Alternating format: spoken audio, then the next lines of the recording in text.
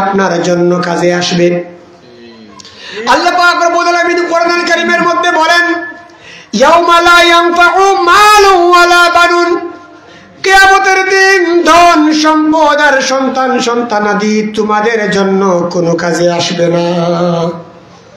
এবার যদি আপনি দারুল উলুম মাহমুদিয়া মাদ্রাসায় আপনার অর্জিত সম্পদ থেকে 2টা পয়সা দান করলেন না, আপনার পাশে এতিম অসহায় মানুষকে আপনি ওই টাকা সদকা দিলেন না, আপনার পাশেই দারুল উলুম মাহমুদিয়া মাদ্রাসায় সহযোগিতা করলেন না, আর আপনার রেখে যাওয়া সন্তানকে আপনি কোরআন পড়ালেন না, ইসলামের মৌলিক শিক্ষা দিয়ে যেতে পারলেন না, ওই অর্জিত সম্পদ আর ওই সন্তান আপনার জন্য কিয়ামতে কোনো কাজে আসবে না। সূরা হাক্কার মধ্যে আল্লাহ পাক বলছেন, কিয়ামতের দিন এমন কিছু মানুষ আছে যারা আফসোস করবে আর বলবে, মা আগনা আন্নি মালিয়া, ও আল্লাহ আফসোস, আজকে ময়দানে মাহশরে আমার অর্জিত সম্পদ আমার কোনো কাজে আসলো না। আফসোস করে বলবে, হালাকা আন্নি সুলতানিয়া, আমার বাদশাহী, আমার সুলতানি, আমার ক্ষমতার আধিপত্যের বিস্তার আজকে হালাক হয়ে গেল, ধ্বংস হয়ে গেল। আল্লাহ পাক আদেশ করবেন, খুযুহু ফাগুল্লু, এদেরকে ধরো, এদেরকে পাকড়াও করো, সুম্মাল জাহিমা সাল্লু, এদেরকে জাহান্নামে নিক্ষেপ করো। নাউযুবিল্লাহ। এবার বলেন, আপনার অর্জিত সম্পদ আর আপনার টাকা আর আপনার সন্তান যদি আল্লাহর কাছে কিয়ামতে কোনো কাজে আসে না, তাহলে ওই অর্জিত সম্পদ আর ওই সন্তান আপনার জীবনের জন্য ব্যর্থ, আপনার জীবনে সফলতা বয়ে আনতে পারবে না। এই কোরআন হচ্ছে হেদায়েতের বার্তাবাহী কিতাব। এই কোরআন হচ্ছে আল্লাহর জমিনে মানব জাতিকে অন্ধকার থেকে আলোর পথে নিয়ে আসার জন্য একটি হেদায়েতি মশাল।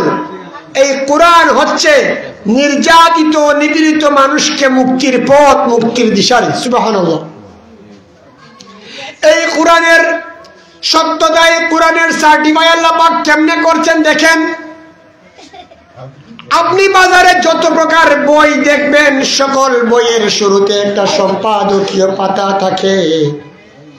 যেমন একটা উপন্যাস বলেন, যেমন একটা সাহিত্য বলেন, যেমন একটা রচনাবলী বই বলেন, বা যাই বই বলেন যারা দুনিয়াতে লেখে, ওই বই যখন আপনি হাতে নেবেন, হাতে নেওয়ার সঙ্গে আপনি প্রথম পাতায় লেখা দেখবেন সম্পাদকীয় পাতা। ওখানে সম্পাদক মহোদয় লেখেন, আমার লেখনীতে ভুল থাকলে তাহলে তা ধরিয়ে দিবেন। প্রথম পাতায় এরকম একটা সম্পাদকীয় পাতা থাকে, কারণ উনি এলার্ট করে দিচ্ছেন, আমি মানুষ মাত্র, ভুল আমার ভুল হতে পারে, আমার লিখনীতে যদি কোনো প্রকার ভুল হয়ে থাকে তাহলে আপনারা আমাকে ভুল ধরিয়ে দেবেন। পরবর্তী লিখনীতে, পরবর্তী সংস্কারে আমি তা সংশোধন করার চেষ্টা করব, এরকম একটা পাতা থাকে। কিন্তু আল্লাহ পাক রব্বুল আলামিন এমন কালাম কিতাব আমাদেরকে দান করলেন, এমন কোরআন আমাদের জন্য নাজিল করলেন, যে কোরআন নাজিল করে আল্লাহ পাক সূরা বাকারার প্রথম অংশে ওপেন চ্যালেঞ্জ করে গোটা মুসলিম উম্মাহকে বলে দিয়েছেন, যালিকাল কিতাব লা রাইবা ফি, এটা হচ্ছে এমন একখানা কিতাব যেই কিতাবের মধ্যে বিন্দু মাত্র পরিমাণ সন্দেহ নাই। এমন একখানা কিতাব, যেই কিতাব নাজিল করে আল্লাহ পাক বলছেন, যালিকাল কিতাব লা রাইবা ফি, এটা এমন একখানা কিতাব যেই কিতাবের মধ্যে বিন্দু মাত্র পরিমাণ সন্দেহ নাই। সুবহানাল্লাহ। কাজেই যে কোরআনে কোনো সন্দেহ নাই, সেই কোরআন যে নবীর উপর নাজিল হয়েছে, সেই নবীর উপরে কোনো সন্দেহ নাই, সেই নবীর সাহাবায়ে কেরামগণের ব্যাপারে কোনো সন্দেহ নাই, তাবেঈনদের ব্যাপারে কোনো সন্দেহ নাই। এই কোরআনুল কারীমের ধারক বাহক, দিনের পর দিন, বছরের পর বছর, সহস্রাব্দীর পর সহস্রাব্দী, যুগের পর যুগ এই কোরআনের দাওয়াত উলামায়ে কেরাম, উলামায়ে মুতাকাদ্দিমিন, মুতাআখিরিনগণ দিয়ে যাচ্ছেন। কারণ নবী সাল্লাল্লাহু আলাইহি ওয়াসাল্লাম বিদায় হজের ভাষণে এই কোরআন আমাদের কাছে আমানত দিয়েছেন, রাসূলুল্লাহর সুন্নাত হাদিস আমানত দিয়েছেন, আর বলেছেন তোমরা এই 2-4 জিনিস যতক্ষণ না পর্যন্ত আঁকড়ে ধরবে, ততক্ষণ পর্যন্ত তোমরা কখনো বেপথে যাবে না। ভাইয়ের আমার একটা জিনিস লক্ষ্য করেন, এই মাদ্রাসায় কোরআনের হাফিজ জন্মগ্রহণ করে, এই মাদ্রাসায় কোরআনে হাফিজ তৈয়ার হয়, এই মাদ্রাসায় উলামায়ে কেরামগণ তৈয়ার হয়। মাদ্রাসাগুলোতে আল্লাহর কালাম সবচাইতে সুন্দর এবং শুদ্ধ করে পড়ার জন্য সবচাইতে বেশি মেহনত করা হয়। কওমি মাদ্রাসাগুলোতে মাসের পর মাস বেতন আটকে থাকে, কিন্তু একজন হুজুরও বেতন আটকার কারণে কোরআন পড়ানো থেকে বিরত থাকে না। কারণ এই কোরআন বরকতময় কিতাব, আর এই কিতাব আল্লাহ পাক রব্বুল আলামিন নাজিল করে বলেছেন এই কালাম সংরক্ষণের দায়িত্ব আমি আল্লাহ নিজে নিয়েছি। এই দুনিয়াতে অসংখ্য অগণিত ধর্ম আছে, আমি কোন ধর্মকে ছোট্ট করে বলছি না। এই পৃথিবীতে হিন্দু ধর্ম আছে, বৌদ্ধ ধর্ম আছে, খ্রিস্টান ধর্ম আছে, আপনি যত ধর্ম আছে সকল ধর্মের ধর্মীয় যাজক, ধর্মীয় পণ্ডিত যারা আছেন তাদের কাছে গিয়ে আপনি জিজ্ঞাসা করেন। হিন্দু ধর্মের ভাইদের কাছে গিয়ে বলেন, আপনাদের হিন্দু ধর্মের মহাভারত গ্রন্থ যদি কারো মুখস্থ থাকে একটু বলেন, সারা দুনিয়া খুঁজেও পাবেন না।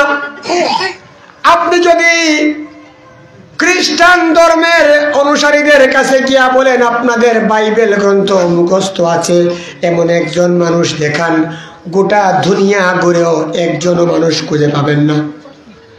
আপনি বৌদ্ধ ধর্মের লোকদের কাছে যান, গিয়া বলেন আপনাদের বৌদ্ধ ধর্মের ত্রিপিটক গ্রন্থ মুখস্থ আছে, এমন একজন মানুষ বের করেন, আল্লাহর কসম বের করতে পারবে না। কিন্তু আল্লাহর মেহেরবানি যদি আপনি বলেন কোরআন মুখস্থকারী আছে, আল্লাহর মেহেরবানি বিশাল বিস্তীর্ণ জমিনের উপরে আকাশের নিচে লক্ষ লক্ষ কোরআনে হাফিজ আছে। সুবহানাল্লাহ বললেন না? কারণ কি? কারণ আল্লাহ পাক রব্বুল আলামিন এই কোরআন নাজিল করেছেন, আর কোরআন নাজিল করে আল্লাহ পাক রব্বুল আলামিন বলেছেন ইন্না নাহনু নাযালনা যিকরা ওয়া ইন্না লাহু লাহাফিজুন। এই কোরআন আমি আল্লাহ নাজিল করেছি, আর এই কোরআন সংরক্ষণের দায়িত্ব আমি আল্লাহ আমার নিজের হাতে দায়িত্ব নিয়েছি।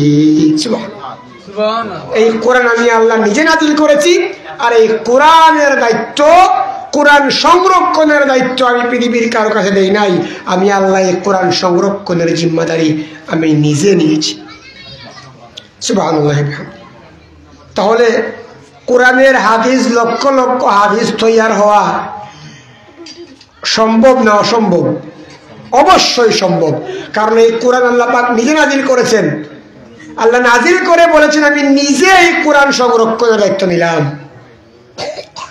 এই কোরআন কেমন ঐশিক বাণী, এই কোরআন কেমন ঐশিক গ্রন্থ, এই কোরআন এই কোরআন কেমন ঐশিক গ্রন্থ একটাবার লক্ষ্য করেন। এই কোরআন যত পড়বেন, যত জপবেন, তত বেশি ঈমান বাড়িয়ে দিবেন আল্লাহ। কারণ আল্লাহ পাক কোরআনে বলেছেন ওয়াইদা তুলিয়াত আলাইহিম আয়াতিহি যাদাতহুম ঈমানা। আমার এই কালাম, আমার এই কোরআন যখন পড়া হয় আমি আল্লাহ তার ঈমান বাড়িয়ে দেই। এই কোরআন পড়লেও সওয়াব, এই কোরআন শুনলেও সওয়াব, এই কোরআন দেখলেও সওয়াব, এই কোরআন ধরলেও সওয়াব। ভাইরা আমার, এবার আসেন কোরআন তিলাওয়াত তো বললাম, কোরআন তিলাওয়াতের ফজিলত বললাম। এই কোরআন হচ্ছে বিজ্ঞানময় কিতাব। এই দুনিয়াতে যত বৈজ্ঞানিক জন্মিবে, এই দুনিয়াতে যত ইঞ্জিনিয়ার জন্মাবে, যত ডাক্তার জন্মাবে, যত বড় মহাজ্ঞানী জন্মাবে, কিয়ামত পর্যন্ত এই কোরআনের সামনে কাঙ্গালের মতো দাঁড়াইয়া থাকবে। কারণ কি? কারণ এই দুনিয়াতে যত বিজ্ঞান, যত থিওরি, যত আধুনিক জিনিস আবিষ্কার হবে তা এই কোরআন থেকে আবিষ্কার হবে। কারণ কি? কারণ আল্লাহ পাক বলেছেন ইয়াসিন ওয়াল কুরআনিল হাকিম, এটা হচ্ছে বিজ্ঞানময় কিতাব। সুবহানাল্লাহ। কেমন বিজ্ঞানময় কিতাব? এটা